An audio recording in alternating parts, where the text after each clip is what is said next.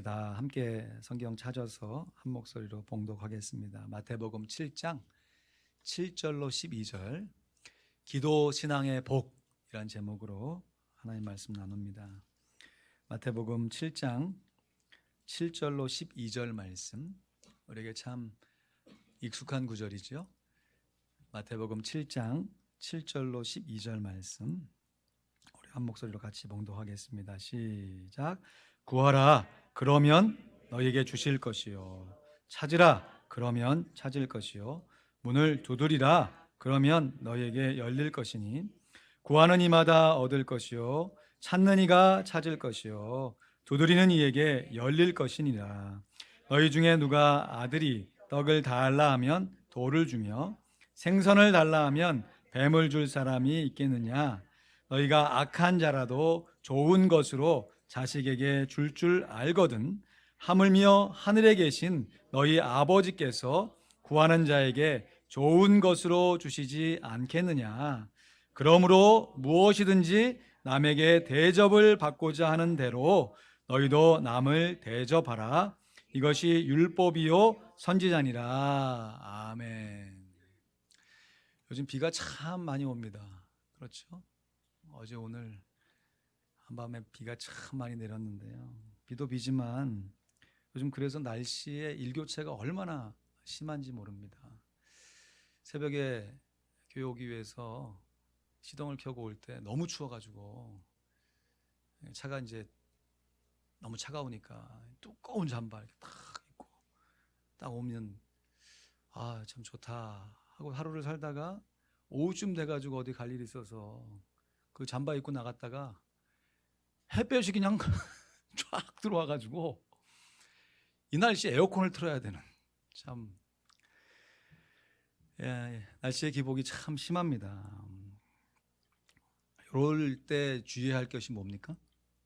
감기 조심하셔야죠. 한 번만 더 인사하실까요? 감기 조심하세요. 이렇게 인사하시죠. 감기 조심하세요. 감기 조심하셔야 됩니다. 날씨의 기복이 심하면요, 감기 걸리기 참 쉽습니다. 그런데 이렇게 기복이 심한 날씨처럼요, 신앙의 기복이 심한 사람들도 있습니다. 그래서 어느 날에는 주님을 위해서 온갖 충성을 혼자 다 할 것처럼 호언장담도 하고 정말 열심히 하겠노라. 그때 당시에는 진심이겠지요. 그런데 어느 날에는 언제 그랬냐 싶을 정도로 싹 돌변하는 사람들도 있어요. 이렇게 신앙의 기복이 심한 사람들은 대체적으로 기복적인 신앙을 하는 사람들입니다. 그래서 기복 신앙으로 신앙생활을 하면요, 신앙의 기복이 점점 심해져요. 말이 됩니까? 기복 신앙으로 복을 달라는 신앙만으로 신앙생활을 하면요, 자신의 신앙의 기복이 심해지는 것이, 좋을 땐 좋지만 그렇지 않을 때는 오히려 더 심해지는 거죠. 그러나 기도 신앙으로 신앙생활을 하면요, 우리들의 신앙의 기초가 점점 더 견고해지는 줄로 믿습니다. 그래서 우리들이 기복 신앙의 복을 누리려 하지 말고 기도 신앙의 복을 누려야 해요. 오늘 본문에 보면 예수님께서 기도에 관한 참 중요한 교훈 두 가지를 말씀하시는데, 오늘 본문 다시 한번 읽어볼까요? 7절 8절 말씀, 우리 그러면 나와 있는데 좀 강조해서 읽지요. 시작. 구하라, 그러면 너희에게 주실 것이요. 찾으라, 그러면 찾을 것이요.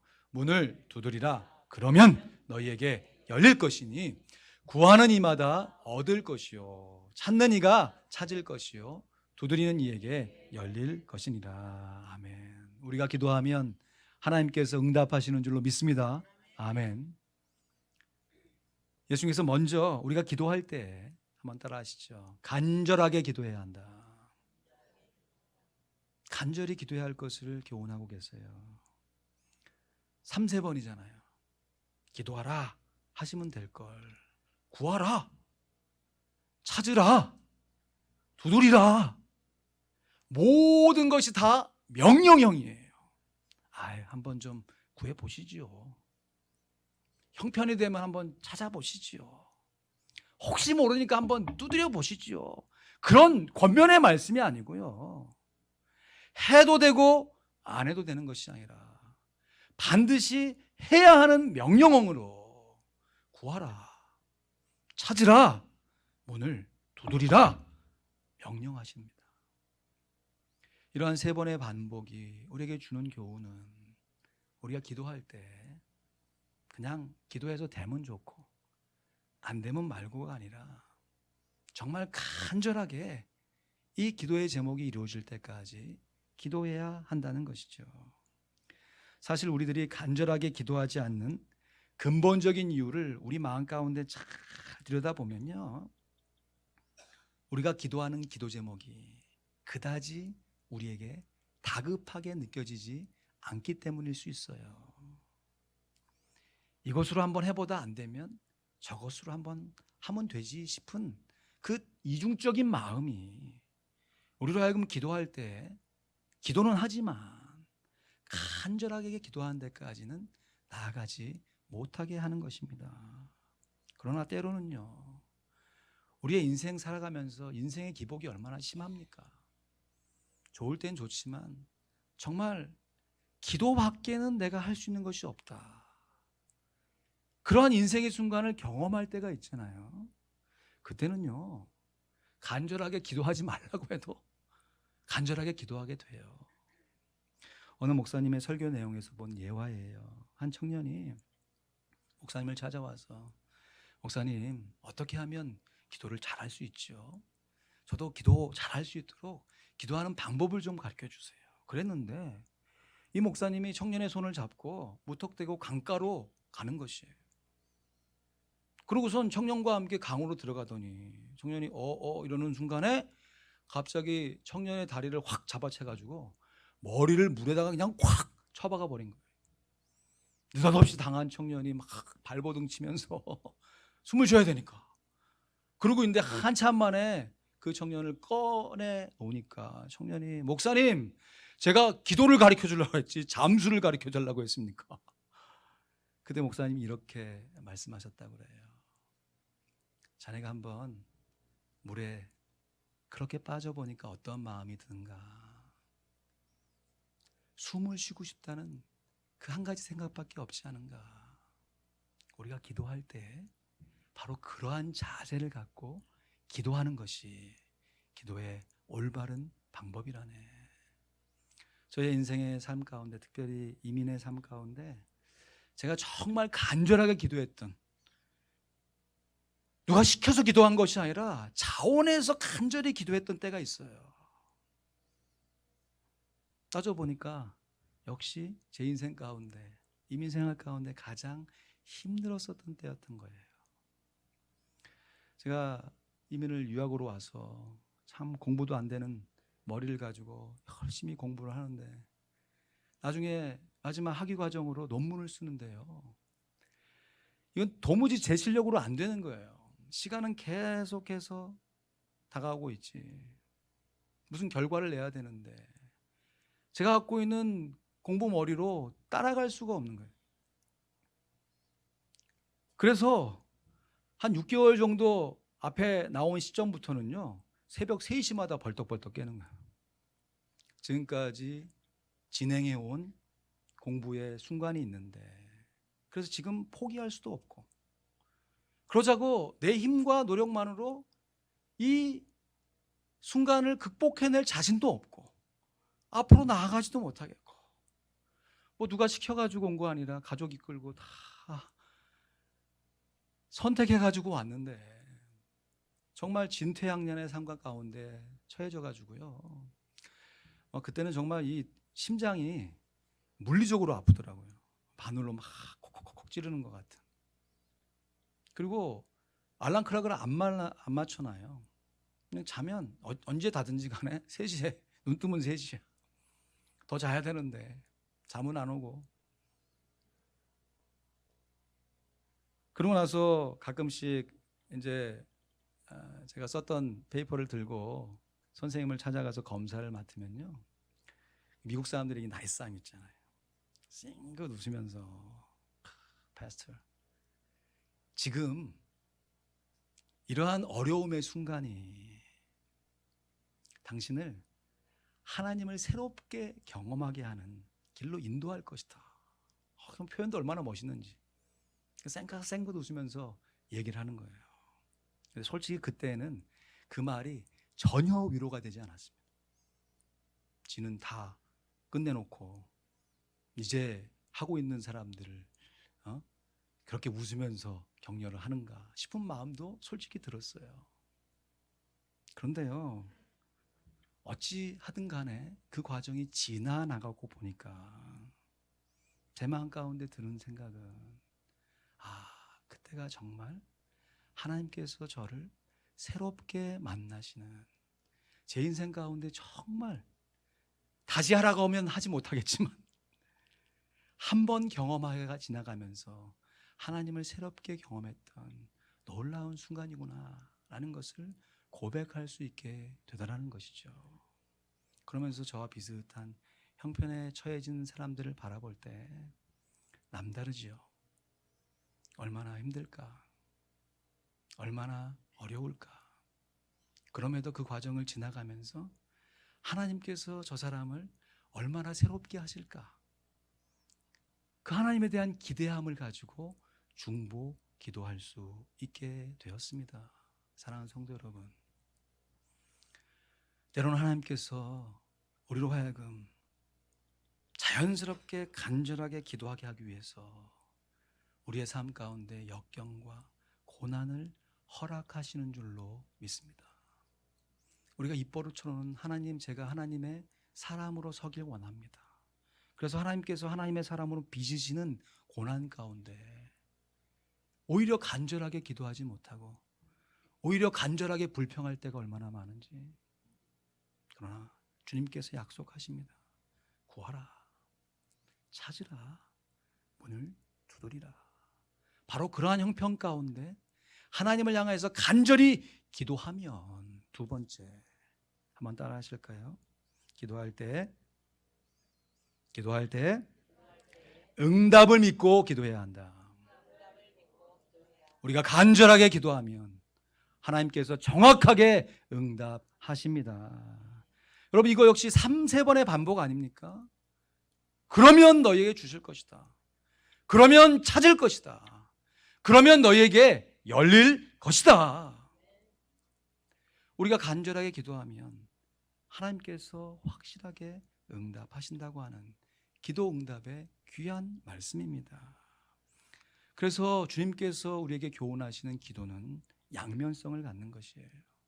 동전의 양면처럼 한쪽으로 보면 우리들의 간구이지만 다른 편에서 보면 하나님의 응답인 것입니다.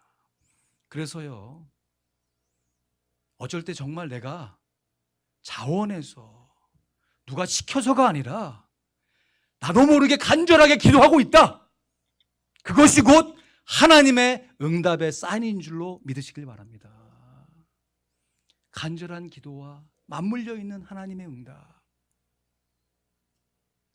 우리가 기도하면 하나님께서 응답하시는데 그 응답이 내가 원하는 방식으로, 내가 원하는 때에 이루어지는 않겠지만 우리의 간절한 기도에 맞닿아 있는 하나님의 응답이 하나님의 방법으로, 하나님의 때에 역사하는 줄로 믿습니다. 기도 응답에 관한 또 잘 알려진 예화 하나가 있어요. 어느 시골 마을에요, 많은 사람들이 다 예수 믿는 사람들이 함께 모여 사는 마을인데 농사를 지어서 먹고 사는데 가뭄이 든 것이. 예수 믿는 사람들이니까 기우제 드릴 수도 없고 굿도 할 수 없고, 우리가 예수 믿으니까 하나님께서 비를 우리에게 허락해달라라고 기도하자. 성도들이 마음이 모아졌어요.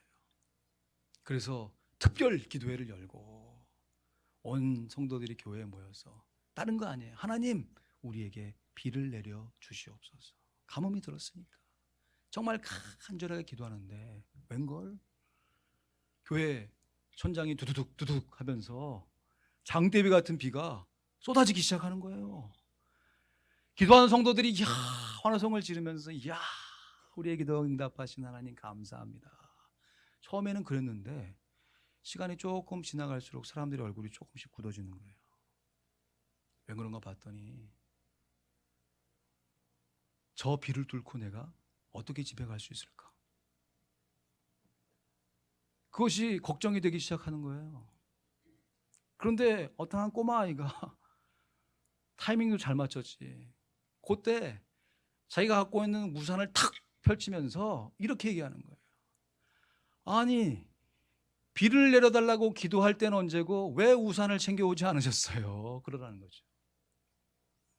그럼 사도행전 말씀에도 보면요, 베드로가 옥에 갇힙니다.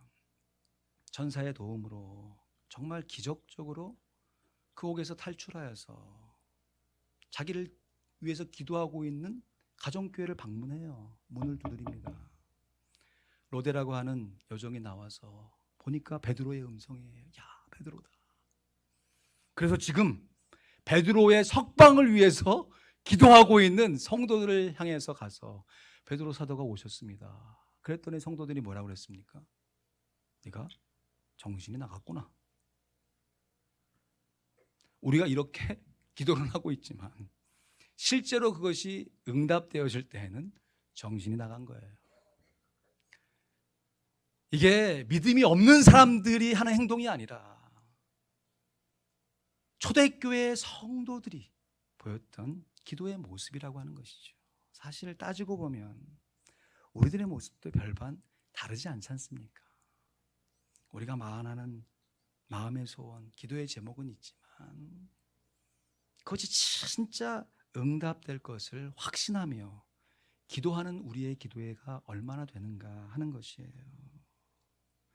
하나님을 향한 우리들의 간구와 우리를 향한 하나님의 응답이 어우러지는 것이 곧 기도입니다.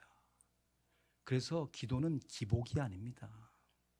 일방적으로 내가 원하는 나에게 복을 달라고 비는 일반 사람들은 그렇게 생각하지만 믿는 사람들은 그 기도를 통해서 하나님을 만나는 역사가 일어나는 것이에요. 우리가 기도하면 하나님께서 응답하신다. 그 응답된 기도를 가지고 내가 하나님을 다시금 기도한다라고 하는 것이죠. 이러한 것은 사랑하는 자녀를 둔 부모들이 자기 자녀를 양육할 때에 하는 행동들과 비슷한 것이에요.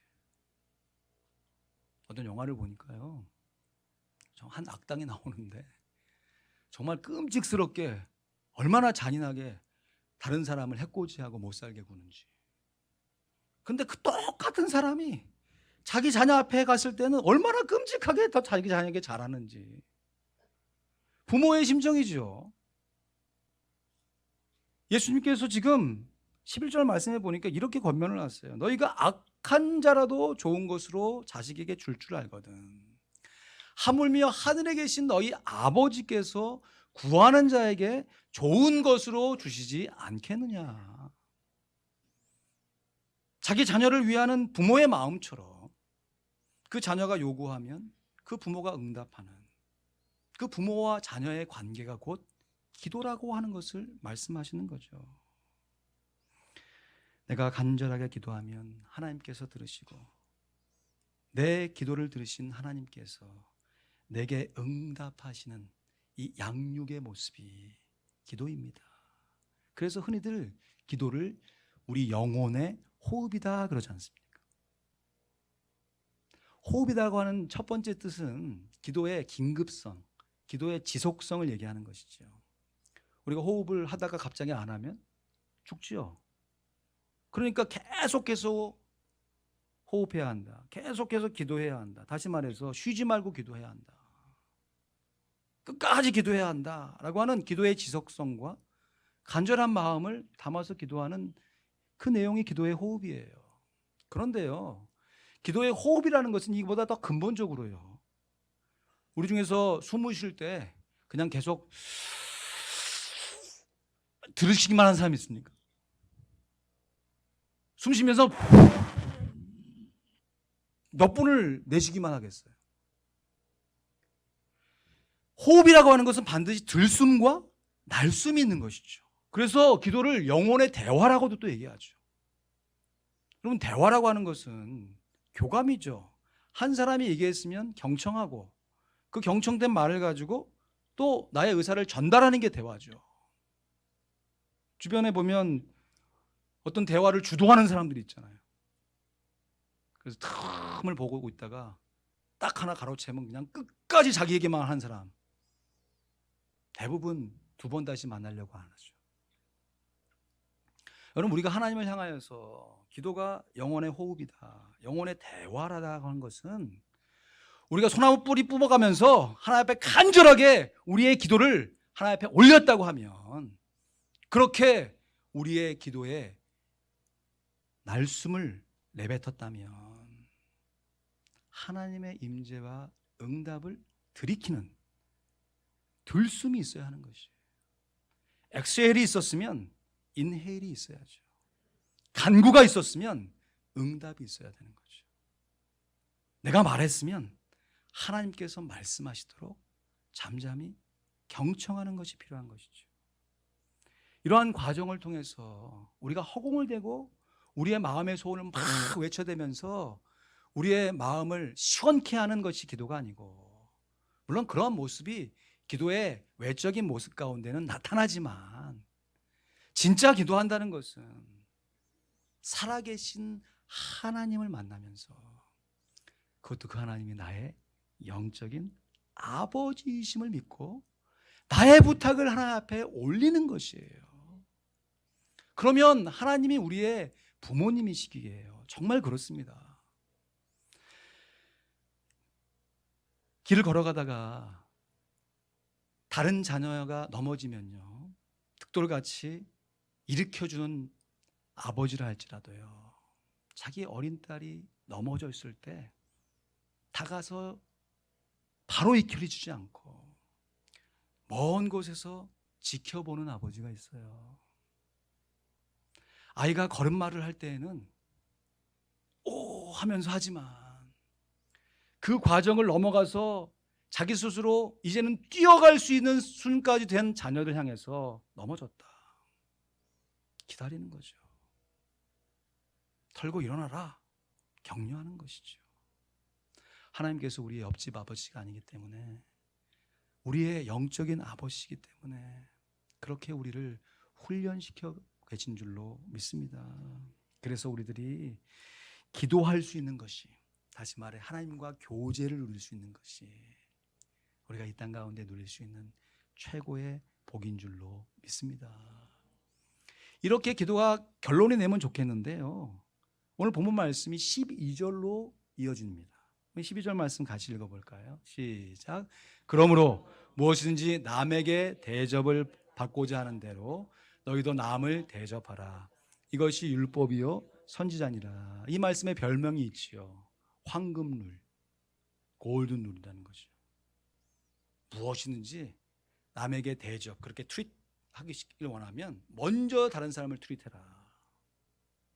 얼마나 참 멋있는 교훈입니까? 사자성어로는 역지사지라고 하지 않습니까? 상대방의 입장에서 한번 생각해 보는 거죠. 네가 이런 말을 하면 상대방이 어떤 기분이 될까? 네가 그 말을 듣고 기분 나쁜 것처럼 상대방도 그럴 거니까 그렇게 하지 말자. 반대로 내가 이렇게 해서 참 기분이 좋다고 하면 상대방도 한번 내가 그렇게 한번 존중하면서 대해주자. 기브 앤 테이크죠. 주고받고 하는 거.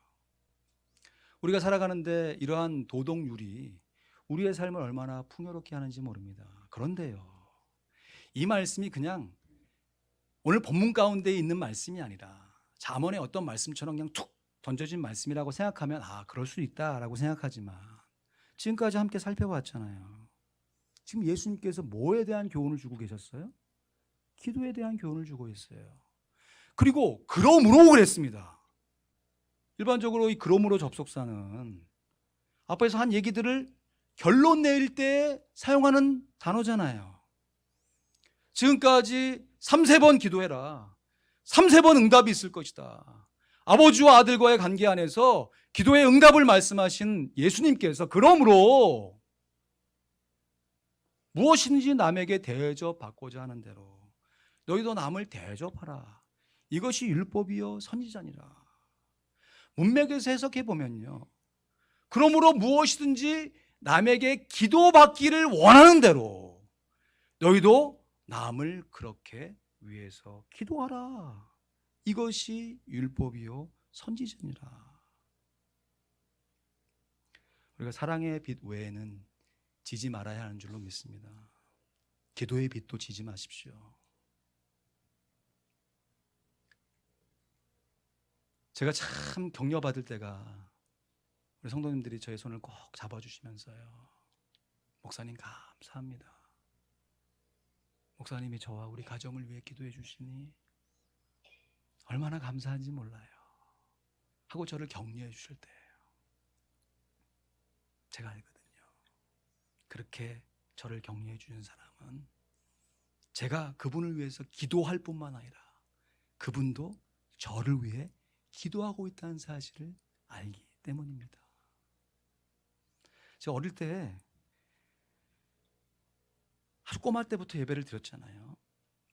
어른 예배에 종종 참여해 보면요, 대표 기도하신 분들이 꼭 담임 목회자를 위해 기도하는 거예요.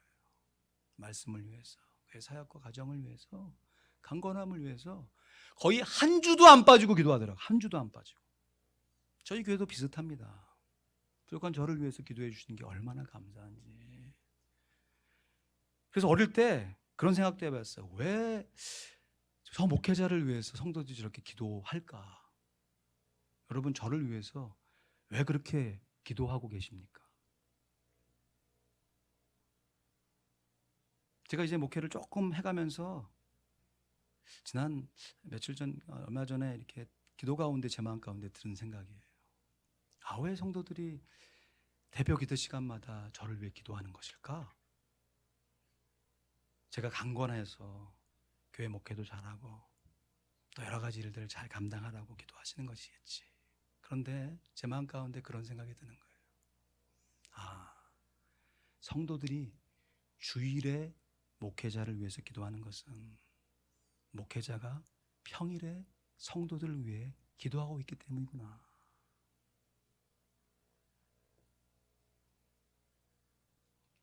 그 예전에 목회하셨던, 제가 모셨던 목사님들이 다 그렇게 목회를 하셨던 것이구나 라는 것이 마음 가운데 막 부딪혀오면서요, 성도를 위한 기도를 더 간절하게 해야겠다. 성도들끼리 기도하는 일들에 더 힘을 내야겠다 라는 다짐을 하게 됩니다. 우리가 하나님을 향하여서 나 자신만을 위해 기도하게 되면요, 기도는 하지만 자칫 잘못하면 기복으로 미끄럼을 타고 넘어질 수 있어요. 그런데 이 기도가, 동일한 기도가 다른 사람을 위해 기도를 하게 되면 기복신앙으로 빠지지 않아요. 참 하나님의 얼마나 놀라운 지혜인지. 똑같이 원하는 간구의 제목이라 할지라도 물론 내가 먼저 하나님 앞에 기도해야겠지요. 그러나 다른 사람이 기도하고 있는 그 기도 제목을 내가 기도하는 기도 제목처럼 기도해주고 그 사람이 나를 위해서 그렇게 기도해주고 서로 위해서 기도해주는 중보 기도가 일어날 때 우리가 기복 신앙의 늪에 빠지는 것이 아니라 기도 신앙의 복을 받게 되는 줄로 믿습니다. 정말 여러 다른 성품과 또 신앙의 색깔들, 또 추구하는 목적이 다른 여러 성도들이 함께 모여있는 이 공간 안에서 우리가 할 수 있는 것이 정말 무엇이 있겠습니까? 서로의 마음을 열고 기도하는 것밖에 우리가 할 수 있는 최선의 것이 없는 줄로 믿습니다. 그래서 정말이지 우리가 기도할 때 기도하자 우리 마음 아파요. 기도하자 우리 마음 아파요. 영광 할렐루야. 기도하자 우리 마음 아파요. 그래서 우리가 기도할 때 성도는 또 다른 성도를 위해 기도하고, 물론 그 성도가 기도해줬던 성도를 위해서 기도해도 좋지만 기도의 선순환이 일어나도록 그 성도는 또 다른 성도를 위해 기도하고, 그 성도는 또 다른 성도를 위해 기도하고, 그 기도의 연결고리가 마침내 이어져서 처음 기도했던 그 사람까지 이어지게 된다면 성령 안에서 하나 되게 하는 그 능력이 우리의 기도의 줄로 아름답게 연결되어져서 우리가 무엇을 기도하든지 어떠한 형편에 있든지 간에 간절한 기도로 하나님의 응답을 받게 되는 줄로 믿습니다. 말씀을 맺습니다. 종교개혁자 존 칼빈은 기도에 대해서 이렇게 교훈하였습니다. 하나님께서 나의 기도를 들으신다는 사실에 대한 확신처럼 우리의 기도를 격려시키는 것은 없다. 우리가 간절하게 기도하면 하나님께서 정확하게 응답하십니다. 어떻게요? 서로를 위한 중보 기도를 통해 역사하십니다. 이러한 기도는 나 혼자만의 영혼의 호흡을 넘어서 우리 공동체가 숨쉬는 영혼의 호흡으로 이어질 수 있습니다. 이렇게 서로를 위한 기도를 통해서 우리들이 기복이 심한 기복적인 신앙을 넘어서 기도로 강한, 기도하는 신앙으로 성숙해 가기를 간절히 소원합니다. 특별히 한 해를 마무리하면서 올 한 해 내가 얼만큼 기도했는가, 다른 사람에게 기도 요청은 많이 해놓고 저 사람이 나를 왜 기도하나 안 하나 살피기는 했으면서 정작 나는 그러한 마음을 가지고 다른 사람을 위해서, 내 사랑하는 지체를 위해서 얼만큼 기도했는가, 한 해를 돌아보면서 꼭 기도의 평가도 함께 내려주시고 새해를 계획하시면서 이제는 내가 나 자신만을 위해 기도하는 기복신앙을 넘어 다른 사람을 위해 기도하는 기도신앙으로 살아내리라 결심하여 하나님께 영광 돌릴 수 있기를 우리 주님의 이름으로 간절히 축원드립니다. 아멘. 기도하겠습니다.